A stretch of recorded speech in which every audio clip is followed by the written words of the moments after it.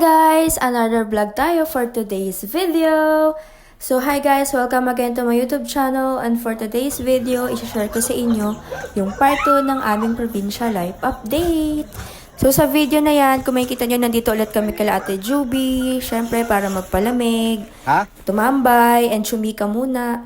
Nga pala guys, nakalimutan kong i-share sa inyo doon sa first vlog ko na si tatay ay nauna nang umuwi sa amin ng province. Day after nalaman namin na nawala si mama. And shout out pala and thank you kay Kuya Steve na nanlibre ng ticket ni tatay back and forth. Syempre, si Kuya Steve kasi is pilot ng AirAsia. Nox naman. Sana all. Kuya Steve, kung mapapanood mo tong vlog na to, baka naman next year ulit. Lang yan Kuya Steve, pero baka lang naman. Charot. So ayun, habang nakatambay kami sa labas, sila kuya inaayos yung gate nila Ate Juby, and sila ate naman, napagdesisyon na nila na magluto ng minatamis na kakanin. So ayan, nakikita nyo si tatay nagpapapak ng tutong. So mga ilang oras lang din pagkaluto ng kakanin, ayan, nagtambay muna kami and nagkwentuhan. Maya-maya lang din bumalik na kami sa bahay nila mama kasi nabalitaan namin na marami na palang tao noon. Kaya ayan, nakapag-video na lang ako nung nagbibingo na kami. Kinabukasan na to ng umaga na pag-isipan namin magkakapatid na maglaban na kasi sa mga susunod na araw, sobrang busy na kami. Alam niyo ba, ma-share ko lang na sobrang enjoy namin yung ginagawa namin dito kahit sobrang init na enjoy namin maglaba.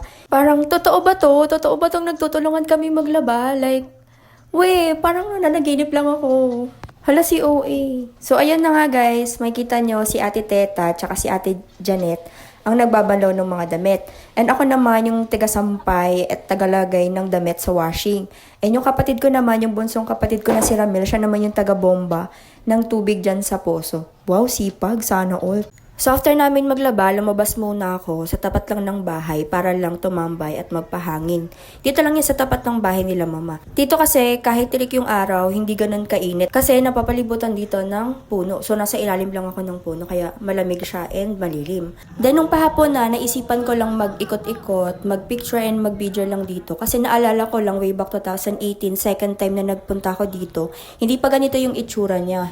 Hindi pa siya sementado and wala pa siyang covered court. Parang field pa lang siya. So ayun, naisipan ko lang mag-video kasi for sure mga ilang araw, malabo ko na siyang gawin kasi super busy na. Then, kinabukasan na to ng umaga, bumaba agad ako and dumiretso kay mama para batiin siya ng happy birthday kasi birthday niya nitong araw na to noong March 24. Nang Inday, as ex-barangay Kagawad, o barangay Maluko, Ibahay, Aklan, under the term of office, nang Inday, 10 AM na to ng umaga, nung time na magtipon-tipon yung mga kasalukuyang kapitan at saka mga kagawad para bigyang pugay at parangal si mama as ex-kagawad. Nung araw din na to, since ito yung birthday ni mama, nagkaroon lang din ng misa mismo sa loob ng bahay bago simulan yung mismong celebration ng birthday ni mama. After ng misa at saka after namin kumain, nandito naman kami ngayon sa labas para panoorin yung mga nagbabanda. Ayan, napapasayaw pa nga ang mga kuya kasi tuwang-tuwa bumabaha ng alak.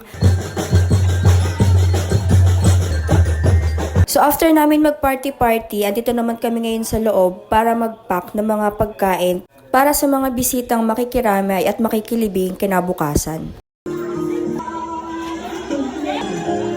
Ito na yung araw ng mismong libing ni mama, March 25, 2024. And kung makikita dyan sa video na yan, nilalabas na yung kabaong ni mama. Isasakay na sa kalesa. And kung mapapansin nyo pala guys, ang mga suot namin is color violet. Yan po kasi yung favorite niyang color and request po yan ng mga pinsan ko na yan ang mismong suotin namin sa mismong araw ng libing ni mama.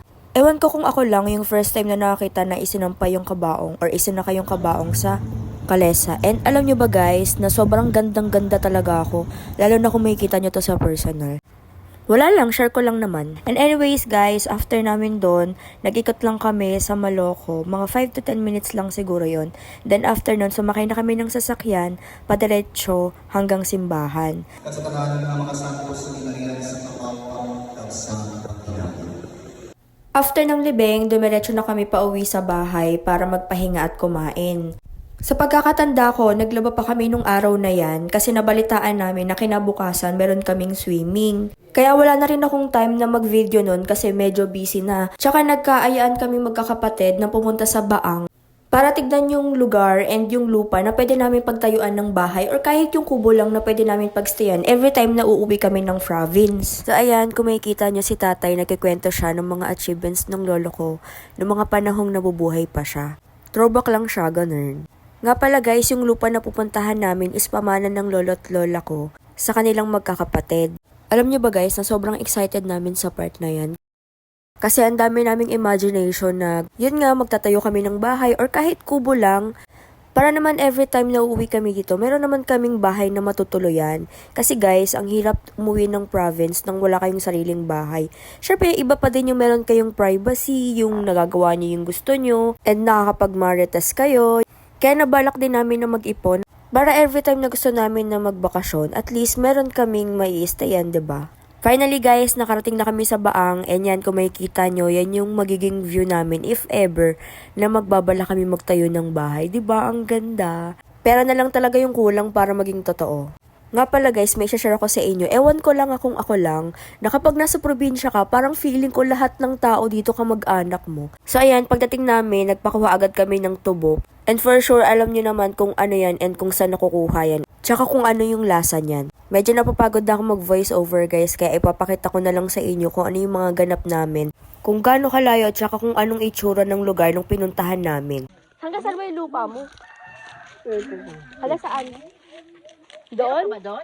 Bininta na nga yung kay bininta ng lula mo kay Kuya Nick mo. Kaya nga hanggang saan nga yung sayo? Doon, hati-hati na ron. Meron sa taas, meron sa pusay na yun na sinasabi. Ang laki naman.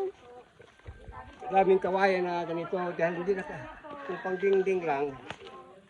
Marami. Ano yung neck? Ano na yun? Tabi-tabi po. Tabi-tabi po. Ano yan? Laki nung ano. Ulunok yan, yung ano yan, baliti.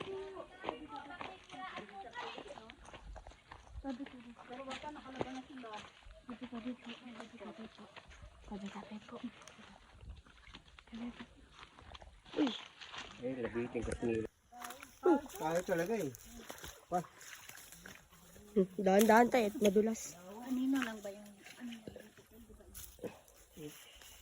Layo naman. Saan ba tayo pupunta, te? Kahoy oh. Paliligo ba tayo doon? Paano ka maliligo sa isip mo? Papangki ka ba? No? Oo. Pero pagkakulan yung Ken. Ay, darating ko na nga to. Oo. Sabi nila ano. Wala na eh. Ano yan aanuhin? Parang tagal pa nung ano. Tawag doon? Nakakatuwa no? Talagang TV siya. No? Yung tubig ko sa baba, dito magaling yun. Doon na ba?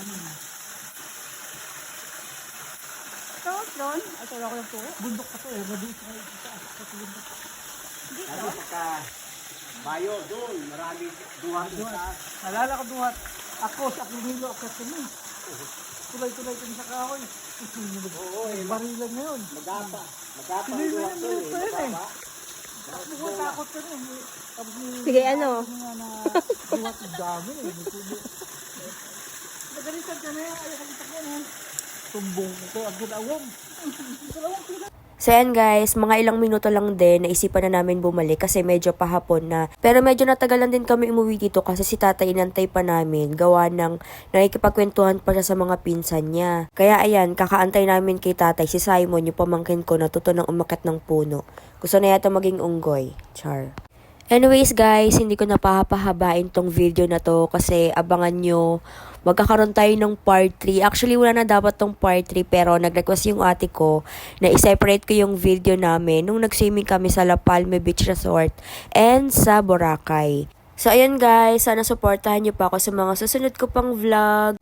Marami pa akong gustong itry, marami akong gustong i-share sa inyo. Kaya naman, see you on my next vlog. Bye!